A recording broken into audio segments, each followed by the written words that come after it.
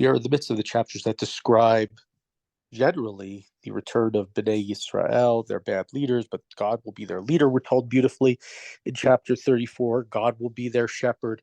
Chapter 35, thus, is a little bit different, a little strange. Vayhi dvar Adonai elai lemor, ben adam, sim panech al har seir v'hinaveh alav. So God says to Yirmiyahu to turn towards Har Seir. That's who he has to. Turn to. What's Har Seir? Har Seir is the place where Esav lives. That's the place where Esav goes. He says, Yaakov, come along with me. If you remember back in, wasn't that long ago, we read it, Parshat Vayishlach, and Yaakov says, oh, I can't go as fast as you. I have my children. I have my wives. I have all my animals. Go ahead of me. Yaakov never goes with him. Of course, Yaakov goes to Israel.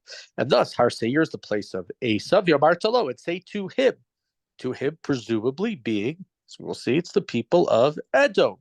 Esav's descends, Vartalo, Kobar Zalu B'nini Elechar Seir, V'natati Adi Alecho, Taticha Shmama, Ubeshaba. Say to Mount Seir, I will stretch out my hand. I will stretch out my hand, and sorry, I keep getting phone calls. It's probably related to surgery that I had, but they'll have to hold on. And stretch out my hand, and I will make you into utter waste. Arecha Charva Asim.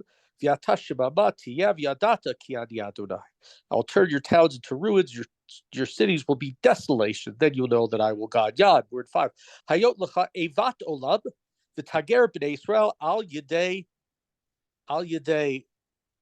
charev, be'et edam, be'et avod kates. You harbored ancient hatred towards b'nei Yisrael. From the time, from the time of the sword, from the time of calamity, until their punishment came. Presumably what this is talking about, this is why it goes back to Har Seir and all this, is because it's Esav's hatred at Yaakov. Described in the Torah. Now, Esav had good reasons. We can get into a longer debate, which is not for now, but right, Esav had good reasons to dislike or hate Yaakov.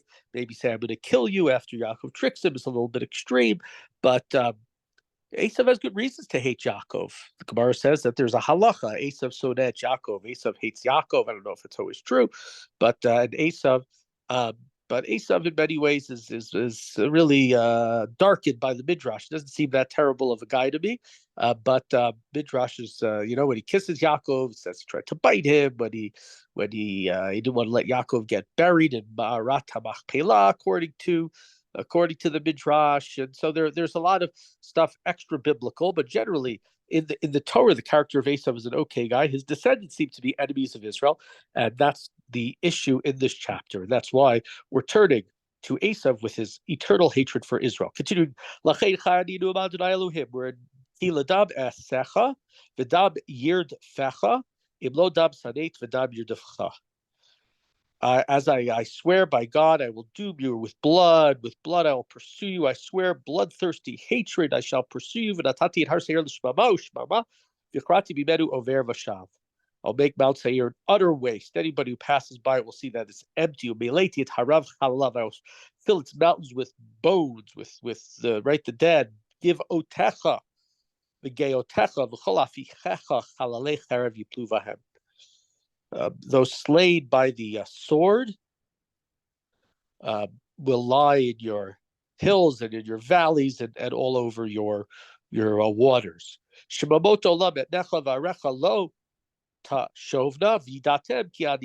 make you desolate, right? Everything again, desolate, destruction, death. Yad aracha et shnei hagoyim et shnei aratzot li tiena virashnuha va'adonai sham hayan. What's the issue? Edom said, these two nations and these two lands shall be mine. What are these two nations? It means, presumably, the lands of Israel and Yehudah, the two kingdoms of Israel. We still think of it as one land that's divided north and south, northern kingdom, southern kingdom, Israel, Yehudah. Israel, of course, was exiled back in the early 8th century before the Common Era by the Assyrians. And now we're talking about the complete destruction after the devastation of Jerusalem being the final piece of the destruction of Israel, both with, of course, destruction of the Beit HaMikdash, which Yechezkel prophesies about, and a little bit later, the killing of Gedaliah, the end of any Jewish rule of Israel, at least for some time. So Esav said he's going to get it, that he's going to take it, which is ironic because Esav left. Yaakov is the one who gets the Birkat Avram. Yaakov is the one who gets the blessing of Abraham from Jacob. He's the one who's going to inherit the land. Esav says, I don't need it. I don't have it. I have enough. And he leaves. He goes to Har Seir. He's not interested. He finds a different place. So this is not right for his descendants to now come and claim that it's theirs. Asher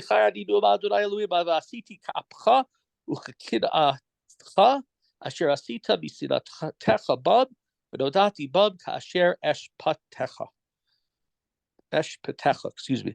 So God swears, I will act with the same anger and passion that you acted in your hatred, and will make myself known to you by the way that I judge you. How did we know that? Where do we see the anger of Esav? I don't know that we see it, if we're talking all the way back to the original Esav who wants to kill Yaakov, or we're talking about different battles that happened between Bnei Israel and Edom through history, as there were many battles. Yadata ki ani Adonai shamati et kol da'atzotecha asher amarta al harei Yisrael lemor shamemu lanu nitnu la'ochla. So God says again, you'll know that I'm God. Why? And why am I acting? Because of your taunting against the hills of Israel. How they have been laid waste. How they have been given to us as prey. They're nothing. They're there for us to take them. Right, so your hills are going to become nothing, become empty, going to become full of slain bodies as well. Vatagdilu alai befichem v'haratem alai divrechem ani shamati. You spoke arrogantly against me, against God, and multiplied your words against the God of Israel. I've heard it. God says, when the whole earth rejoices, I will make you desolate.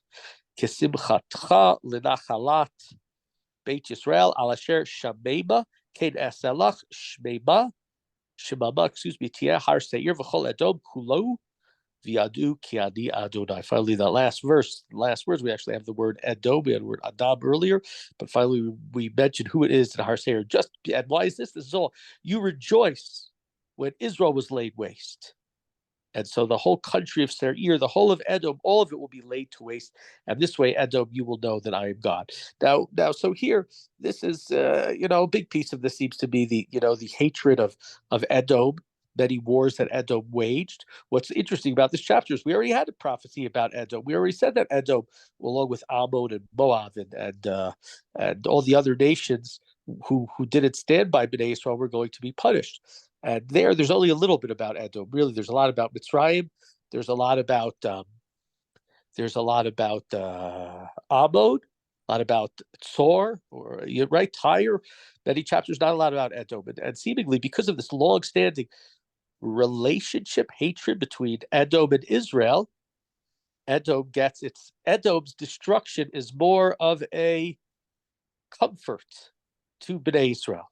It shows if Esav and Yaakov, if there's this biblical idea of Esav and Yaakov, this sort of zigzag, sort of yin-yang, whatever you want to call it, zigzag, that one's on top and the other's below. Now Yaakov will know that they are returning, that they're going to be on top again when Esav is below. And what specifically, there is one place where we see specifically what Esav does, which I'm just trying to find here is the verse. This is from Psalms, from Tehillim, chapter 137. This is Al Naharot Bavel. We've mentioned it before in different places. I think we might have mentioned about this, but this is from Tehillim 137, verse 7. Zechor Adonai livnei Adom et Yom Yerushalayim ha'omrim aru ad hayesod ba. So this is Al Naharot Bavel, the chapter about the wailing, the crying of the Israelites on the rivers of Babylon, because they have been exiled from Israel. This is presumably the second. The second is not the people who were exiled in 597 with Yechonia, including Yechezkel.